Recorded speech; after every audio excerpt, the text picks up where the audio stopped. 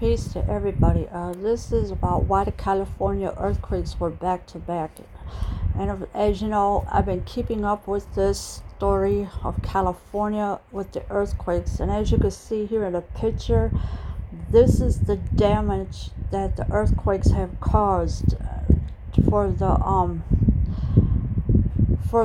earth to open up like it did. And of course, you know, it's not a pretty sight to deal with, but this is what happened during that earthquakes. On the morning of July 4th, a magnitude 6.4 rocked Southern California, fracturing roads and sending people fleeing to safety.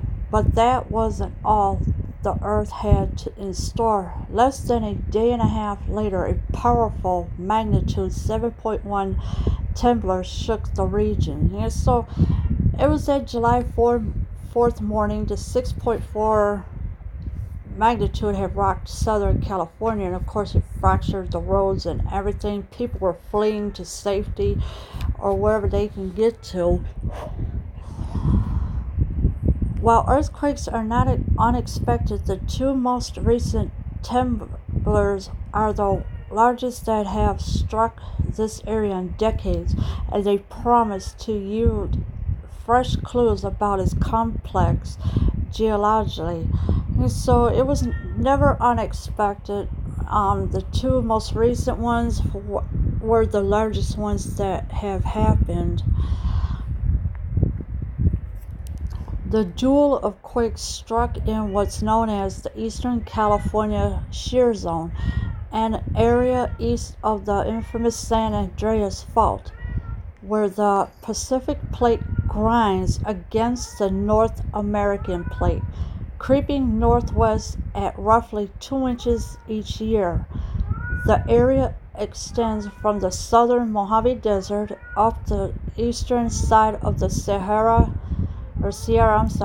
Nevada, and into western Nevada. It crisscrossed by fractures in the earth caused by the movement along the nearby tectonic plate boundary. Yeah, so there was a duel of earthquakes. They were struck as known as the Eastern California Shear Zone. So, and of course, the Pacific Plate grinds up against the North American Plate. So that's how the earthquakes have became, and it's because the fault lines, they hit each other. Then this is why the earthquakes have happened.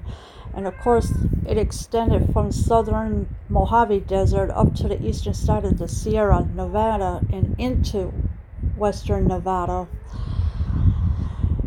The Eastern California Shear Zone is a really interesting area, says Wendy Bohan, an earthquake geologist at the Incorporated Research Institutions for Seismology, or IRIS. How is it working? How is it accommodating plate motion? We are going to be the big structures that come out of this millions of years down the road. Yeah, so it's a lot of unanswered questions, and it's like, how is it working? How is it accommodating plate motion? What are going to be the big structures that come out of this millions of years down the road? So there's got to be a lot of unanswered questions about why this is happening.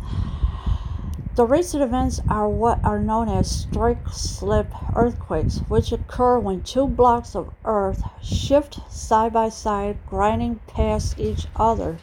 They seem to have occurred along with the same set of faults, located in an area known as the Little Lake Fault Zone. And so that's what it is. It's the earth is shifting side by side and grinding past each other. And of course, because of the long same set of faults, and of course it's known as the Little Lake Fault Zone. So that's where all these earthquakes are happening, part of it. While no deaths or major injuries have yet been reported, the intensity of the ground movement was quite strong enough to send goods flying off store shelves and buildings swaying. The shaking was so widespread, with reports of light ground movements as far as Chico, California, and Phoenix, Arizona. So far, there's still no deaths reported. And the intensity of the ground movement was quite strong enough to send everything flying, like stuff on the shelves at the store, houses swaying back and forth. And of course, it's never a good place to stay somewhere where there's an earthquake. A particular interest in these quakes is that at least the first temblor seemed to have simultaneously broken two sections of faults that cut across each other at nearby a right angle. While such complex quakes are not unheard of, recent research suggests that they may be more common than once believed, explains Zachary Ross, a geophysicist at the California Institute of Technology. Yes, so the earthquakes in that, at least the first temblor, seem to have simultaneously broken into two sections somehow. Now, I don't know how they broke or why they broke, but that's what happened. Of course, Zachary Ross explains everything of what's going on.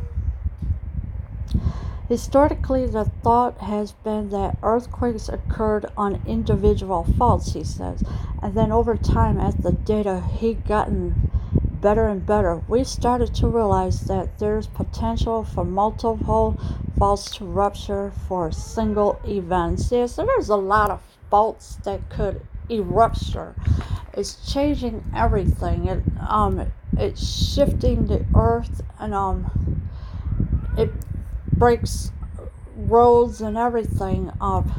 This shift in thinking was propelled by the magnitude 7.3 earthquake that shook Landers, California in 1992. This temblor fractured along at least 5 fault segments. Subsequent earthquakes have revealed similar complex breakage, including the magnitude 7.2 earthquake in 2010 in Baja California. Ross notes this latest quake is further evidence that this complexity is common even for smaller magnitude events. So yeah, in 1992 there was a 7.3 earthquake that shook Landers, California. So that was a big earthquake out there.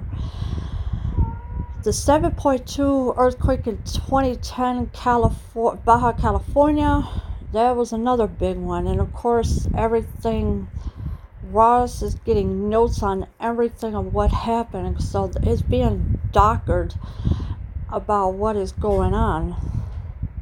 In most circumstances, big earthquakes strike in a familiar sequence. There's a large earthquake followed by a series of smaller events.